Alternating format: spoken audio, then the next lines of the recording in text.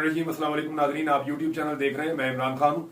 आईनी तरमीम के हवाले से कुछ अहम चीजें मैं आपको बता देता हूँ और वो बताना इसलिए जरूरी है ताकि एक ही जगह पे आसानी से सबको समझ आए कि इस आईनी तरमीम में जुडिशरी के साथ हुआ क्या है। ये चंद नुकात इंटरनेशनल मीडिया पे भी आए हैं और जब मैंने देखा तो आज बेशुमार आलमी सतह पे जो मीडिया है उन्होंने इसको छापा हुआ है। दर्जनों आलमी अखबार जरीदे और सारे इसको नेगेटिव रिपोर्टिंग कर रहे हैं। यानी सबका ये कहना है कि ये काम पाकिस्तान में ठीक नहीं हुआ, इसको अदलिया पे एक तरह के हमले के तौर पे लिया जा रहा है कि अदलिया पे हमला हुआ है। अब आप इसमें ये देखें कि एक तो जो आईनी तरमीम पास करने का तरीका है उसके ऊपर तनकीद की जा रही है कि तरीकाकार गलत था, लोगों को उठाया गया, हिरासा किया गया, लालच दी गई, फिर 63A के जरिए कैसे सहूलतकारी की गई। नंबर एक तो ये है। नंबर दो ये है कि जब तक ये आईनी तरमीम पास नहीं हो गई इसके अंदर कौन कौन सी चीजें हैं उन चीजों से अवाम को बेखबर रखा गया। अवाम को पता ही नहीं था कि उनके आइन के साथ क्या होने जा रहा है। तो दूसरी चीज ये है। फिर तीसरी चीज एक और जो पॉइंट आउट हुई वो ये है कि आधी रात तक ये आईनी तरमीम चलती रही, यानी रगमाल बनाया हुआ था लोगों को और रात गए तक इसको चलाया गया। 3 बज गए, 4 बज गए। तो इस तरीके से जिस उजलत में इसको पास करवाया गया उस पर भी उंगलियां उठाई जा रही हैं।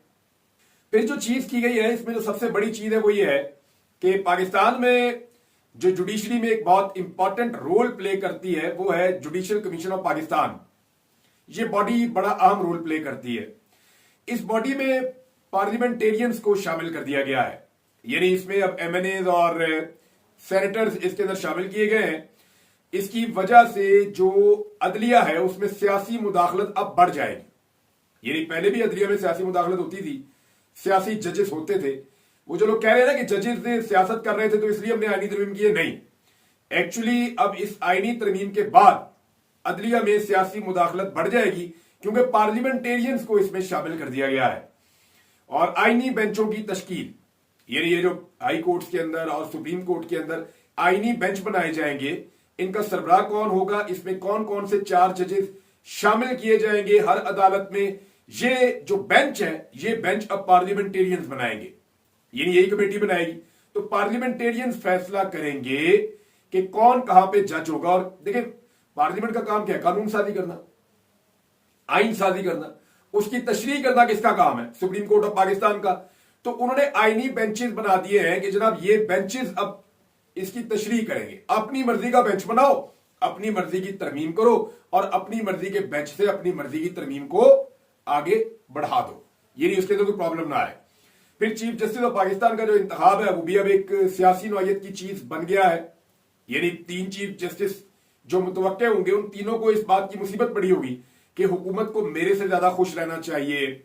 इतने जो मिसाल के तौर पे वहां 12 मेंबर्स हैं, तो हर चीफ जस्टिस का जो उम्मीदवार है वो ये कोशिश करेगा आइंदा कि 12 में से कम 8 को वो अपने साथ खुश रख सके, या कम से कम एस्टेब्लिशमेंट और हुकूमत को जितना हो सकता है खुश रखे ताकि मैक्सिमम मेंबर्स उनके साथ आकर खड़े हो जाएं।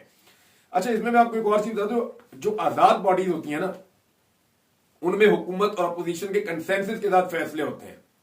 जैसे नैब है वो किसी के जरिए असर काम नहीं करता, जैसे इलेक्शन कमीशन है वो किसी के जरिए असर काम नहीं करता, जैसे निगरान हुकूमतें बनती हैं वो भी किसी के जरिए असर काम नहीं करती।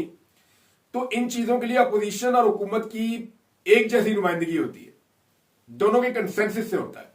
लेकिन यहां हुकूमत ने जो कमेटी बनाई जजेस के लिए उसके अंदर उन्होंने एक ऐसा तनासुब रख दिया है जिसमें 2/3 भी चाहिए होगी और तनासुब ऐसा बनाया कि वो जो चाहेंगे वो कर लेंगे। तो यहां पे 1-2 नंबरी ये भी हो गई है।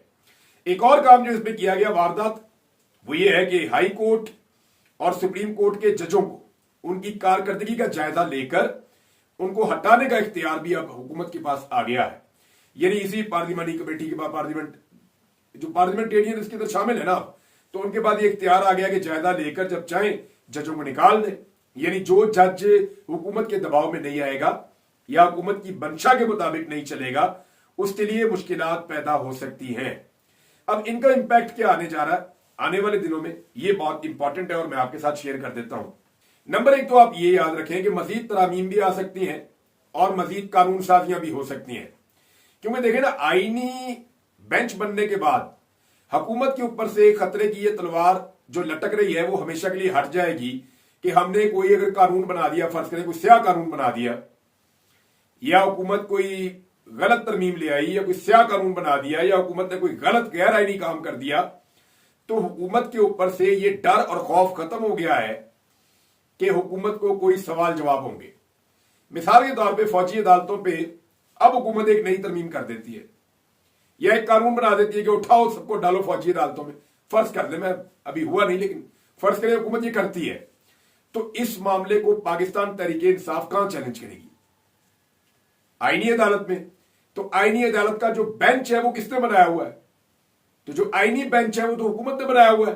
तो हुकूमत ने अपनी मर्जी से वहां पे जजेस रखे हुए हैं, लिहाजा हुकूमत जो मर्जी कानून पास करे, जो मर्जी ऑर्डिनेंस पास करे, हुकूमत जो मर्जी आईनी तरमीम करे, अब पाकिस्तान तहरीके इंसाफ या कोई भी अपोजिशन होगी वो उसको इसलिए चैलेंज नहीं कर पाएगी क्योंकि हुकूमत की मर्जी के बेंच में ही उसने चैलेंज होना है।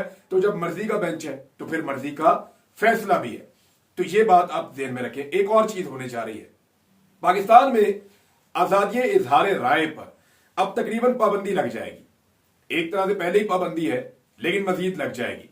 हुकूमत ऐसे कानून पास करेगी जिनके बाद कोई बोल नहीं सकेगा, और जो बोलना चाहेगा उसके कॉन्सिक्वेंसेस होंगे, नतायज होंगे। मिसाल के तौर पे इस वक्त सबसे ज्यादा जो झूठ ट्वीट किया गया या झूठा प्रोपेगेंडा किया गया वो एक सूबाई वजीर है पंजाब की, उन्होंने किया है।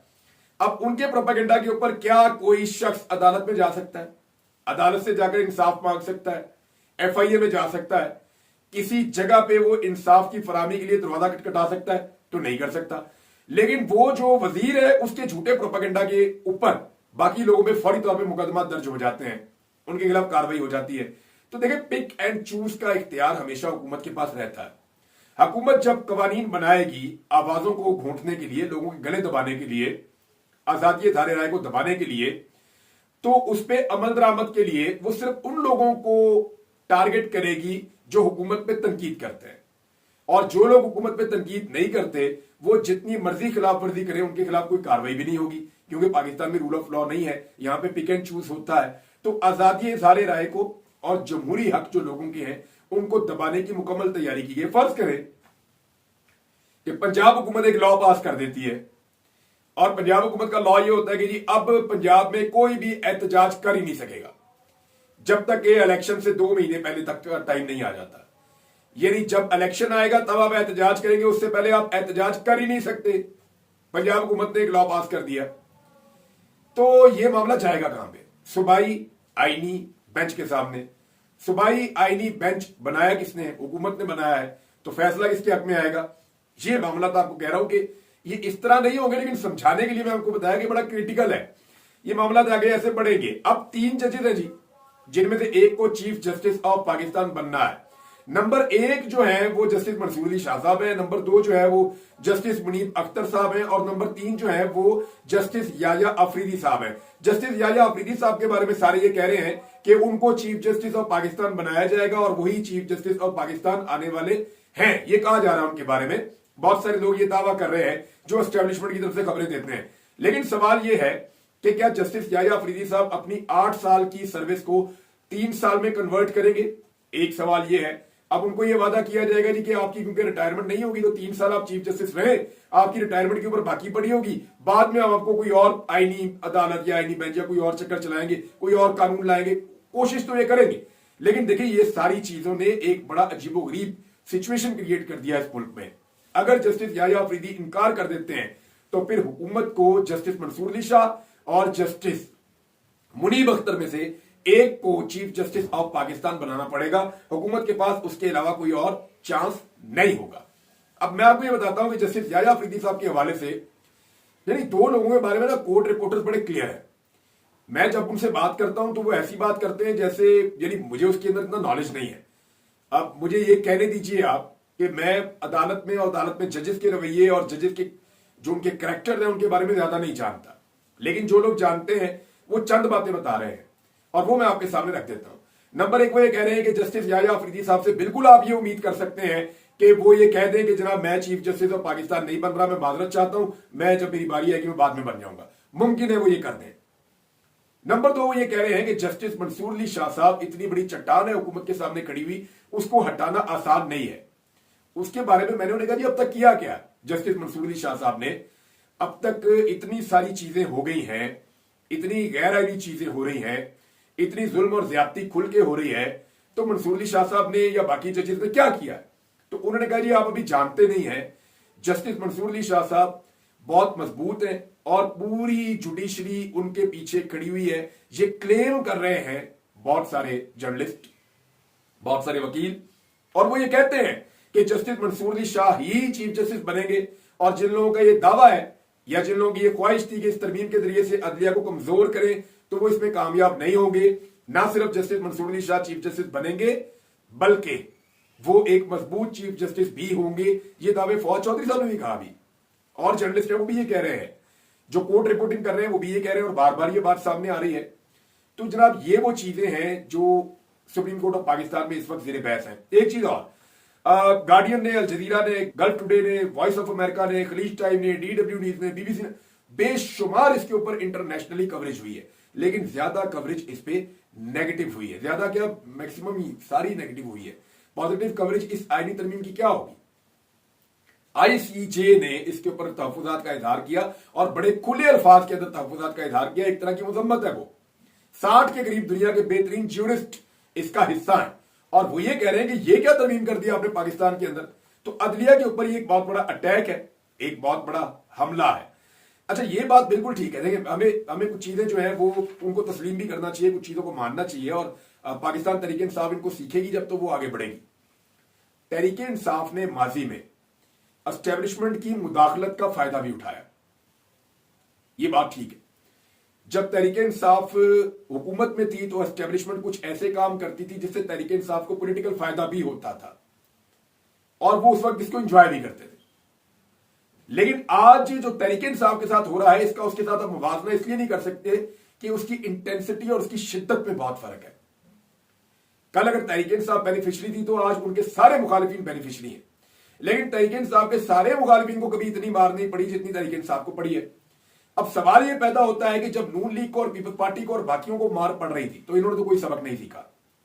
ये तो आज भी वही गंदे काम कर रहे हैं, ये तो आज भी गैर जमहूरी हैं, ये तो आज भी एस्टेब्लिशमेंट की गोद में जाकर बैठ गए हैं।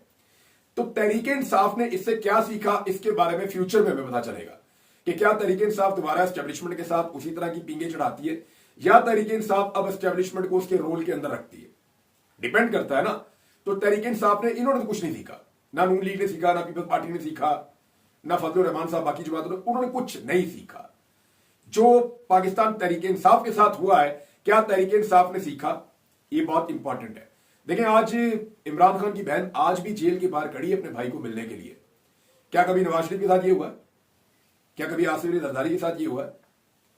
वो रोजाना जाती है अपने भाई को जेल के बाहर मिलने के लिए, कभी इस अदालत में, कभी इस अदालत में। वो और कुछ नहीं, वो कह रही है मेरे भाई से मेरी मुलाकात तो करवा दें। तो इमरान खान साहब की मुलाकातें दोबारा मुलतवी कर दी गई हैं लंबे अरसे तक के लिए। उनके केसेस भी जो है वो आगे शिफ्ट किए जा रहे हैं, सहाफियों से भी उनको नहीं मिलने दिया जा रहा। इन सारी चीजों को जब आप इकट्ठा करके देखते हैं तो आपको आइडिया हो जाता है कि एक्चुअली इमरान खान को पार्टी से अलग थलग किया हुआ है। अब तहरीक इंसाफ को करना क्या है, दो चार चीजें आप अपने ध्यान में रखें। मेरे ख्याल में वे फॉरवर्ड उनके पास क्या है, पार्टी में इनकी डिस्कशन हो रही है। जिन लोगों से मेरी बात हुई उन्होंने कहा सबसे पहले तो हमें एहतसाब करना चाहिए, जो हमारे अंदर लोग हैं पाकिस्तान तहरीक इंसाफ के, जिन्होंने ज्यादती की और पाकिस्तान तहरीक इंसाफ की पीठ में छुरा घोंपा, और वो एहतजाज में नहीं आते और किसी ना किसी तरह सोशल मीडिया पे या कहीं ना कहीं अपने आप को लाइव रखते हैं, उन्होंने कहा जी उनका एहतसाब होना चाहिए। दूसरा, पार्टी को मायूसी से इस वक्त बचाना होगा। तीसरा, तहरीक इंसाफ को ये जो कमेटी बनी है इसमें जाने के हवाले से बड़ा मोहतात फैसला करना पड़ेगा, क्योंकि देखिए सिचुएशन कुछ भी हो सकती है, ये पॉलिटिक्स है। अगर वो इसका बाइकआउट करते हैं तो सिचुएशन कुछ और होगी, इसके अंदर जाते हैं तो सिचुएशन कुछ और होगी। और तहरीक इंसाफ का पूरा मेन फोकस अब एक ही चीज पे होना चाहिए, क्योंकि इनकी तमाम चीजें, चाहे इनका इलेक्शन है, बल्ले का निशान छीनना है, टॉर्चर है, 9 मई के मुकदमात हैं, या इलेक्शन के अंदर धांधली है, या जो कुछ भी तहरीक इंसाफ के साथ हुआ इस आईनी तरमीम तक, उस सारे में मरकजी किरदार इमरान खान साहब हैं। जब तक इमरान खान साहब बाहर नहीं आएंगे तहरीक इंसाफ इस भंवर से नहीं निकल सकेगी। तो तहरीक इंसाफ को बाकी सारी चीजें छोड़कर सबसे पहले फैसला यह करना पड़ेगा कि इमरान खान को रिहाई कैसे दिलवानी है, कुछ भी करके इमरान खान को बाहर लाने के लिए उनको रोड मैप बनाना पड़ेगा। ये नाज़रीन अब तक की सूरत हाल है। बाकी चीजें मैं आपके साथ नेक्स्ट वीलॉग में शेयर करूंगा। अब तक के लिए इतना ही। अपना ख्याल रखिएगा, अपने चैनल का भी। अल्लाह हाफिज।